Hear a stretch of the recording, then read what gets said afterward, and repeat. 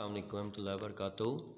आज का जो हमारा टॉपिक है वो 7.5.4 है, जिसमें हमने वर्ड प्रॉब्लम सॉल्व करने हैं। Solve word problems on the concept of pressure beneath a liquid to depth and to density. अब हमने टॉपिक किया था जिसमें रो जी एच हमने प्रूव किया था, यानी प्रेशर इन अ लिक्विड। तो उस फार्मूले को यूज़ करते हुए आज के न्यूमेरिकल हम करेंगे। तो हम देखते हैं, when we solve numericals we have formula P is equal to rho g h. तो ये वो फार्मूला है रो जी एच जो कि हम यूज़ करेंगे। यहाँ पर P जो सा प्रेशर के लिए है, रो जो सा डेंसिटी ऑफ लिक्विड है, G जो सा एक्सेलरेशन ड्यू टू ग्रेविटी है, और H जो सा हाइट ऑफ द लिक्विड है, लिक्विड कॉलम जिसके अंदर उसको इमर्स करेंगे उस ऑब्जेक्ट को। तो सबसे पहला न्यूमेरिकल जो है वो यहाँ पे ये है, if an object is immersed in water. अगर हम किसी भी ऑब्जेक्ट को वाटर के अंदर इमर्स करते हैं, डबोते हैं या उसको अंदर लेके जाते हैं, तो जाहिर है उसकी एक डेप्थ आएगी, यानी कि कितना वो नीचे जाता है। द डेप्थ इज़ 20 सेंटीमीटर, तो उसकी डेप्थ जो है 20 सेंटीमीटर है। Then what is pressure on liquid, तो प्रेशर जो सा लिक्विड पे क्या होगा। यहाँ पे देखिए हमें बड़ा सिंपल सा क्वेश्चन दिया हुआ है। तो अब यहाँ से हम देखते हैं कि हमें क्या क्या कुछ उसने जो सा दिया हुआ है। हमारे पास सिर्फ डेप्थ है, यानी कि जो हाइट है बीनीथ द लिक्विड, यानी नीचे की तरफ, और यहाँ पे वाटर का लफ्ज़ यूज़ किया है, इसलिए इसकी वाटर की डेंसिटी हम लेंगे। तो H is equal to 20 centimetre हो गया। जब इसको मीटर में चेंज करेंगे तो 100 से डिवाइड कर देंगे तो ये 0.2 मीटर आ जाएगा। और G जो सा यहाँ पे वो 10 मीटर पर सेकंड स्क्वायर है। अगर ना दिया हो तो 10 मीटर पर सेकंड स्क्वायर लेते होते हैं, एक्सेलरेशन ड्यू टू ग्रेविटी। और रो जो सी है, यानी डेंसिटी ऑफ वाटर जो सी है, वो 1000 किलोग्राम पर मीटर क्यूब है। तो P हमने निकालना है, क्वेश्चन मार्क हो गया। तो फार्मूला लगाएं, P is equal to rho g h.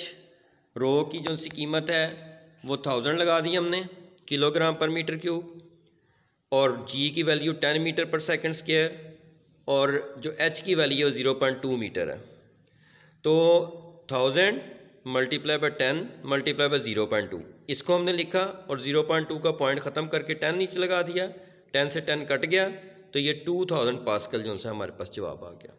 तो इस तरह से हम ये सिंपल सा न्यूमेरिकल है, इस तरह कर सकते हैं कि आपको अगर सिर्फ डेप्थ दी हुई है या हाइट दी हुई है तो आप बड़े आराम से G और रो की वैल्यू जो है वो लगा के तो इसको कैलकुलेट कर सकते हैं। हाँ, अगर वो उसने वाटर नहीं दिया, कोई और लिक्विड दिया हुआ है, तो फिर वो रो की वैल्यू उसकी दे देगा, यानी कि आपको बता देगा। लेकिन जो वाटर की रो की वैल्यू है वो कांस्टेंट होती है, इसलिए आज से कि वो बहुत ज़्यादा यूज़ करते हैं या आम रूटीन में यूज़ करते हैं, इसलिए हम उसको ना भी दें तो उसको हमें याद रखना चाहिए कि 1000 किलोग्राम पर मीटर क्यूब होगा या 1 ग्राम पर सेंटीमीटर क्यूब होगा।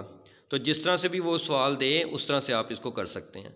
तो दूसरा न्यूमेरिकल जो इसका परफॉर्म किया है वो इस तरह से है कि if the pressure of a diver which dive in a deep sea, एक गोताखोर है या जो छलांग लगाने वाला है समुंदर के अंदर या दरिया के अंदर, वो छलांग जब लगाता है तो उसके ऊपर जो प्रेशर आता है वो 3000 पास्कल आता है। Then find its depth in sea, कि वो कितना नीचे गया है कि उसके ऊपर 3000 पास्कल जो सा है ना वो प्रेशर आया। यहाँ पे हमारे पास प्रेशर जो दिया गया है वो 3000 पास्कल है। G की value 10 metre per second square होगी, लेकिन अगर ना दी होगी तो ये होगी, अगर वो दे देगा तो फिर आपने वो लगानी है। रो की वैल्यू जो सी 1000 किलोग्राम पर मीटर क्यूब है, क्योंकि यहाँ पे वाटर सी में जो सा उसने डाइव किया है। H हमने निकालना है, तो P is equal to rho g h का फार्मूला लगाएं। रो की वैल्यू P की वैल्यू पुट कर दें 3000 पास्कल, रो की value 1000 kilogram per metre cube होती है, और G की value 10 metre per second square होती है, और हाइट हमने निकालनी है। इन दोनों को मल्टीप्लाई करें तो 10000 बन जाएगा, मल्टीप्लाई बाय हाइट। इसको 10000 को उठा के नीचे ले आएँ, 0 से 0 मैंने काट दिया 3/10 जो सा 0.3 मीटर हो जाएगा। इसका मतलब है वो 0.3 मीटर की डेप्थ पे है, जहाँ पे उसके प्रेशर जो सा आ रहा है वो 3000 पास्कल आ रहा है।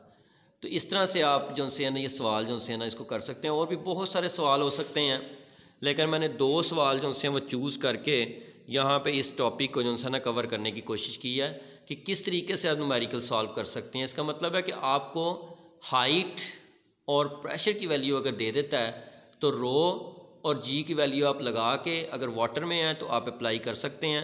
अगर वाटर के अलावा कोई और लिक्विड देगा तो वो फिर उसकी जो डेंसिटी है या रो जो है वो उसकी देगा। तो इस तरह से ये सवाल जो से परफॉर्म करते हैं। उम्मीद है कि आपको समझ आ गई होगी इस फार्मूले की और इसके किस तरह से अप्लाई करते हैं इसको।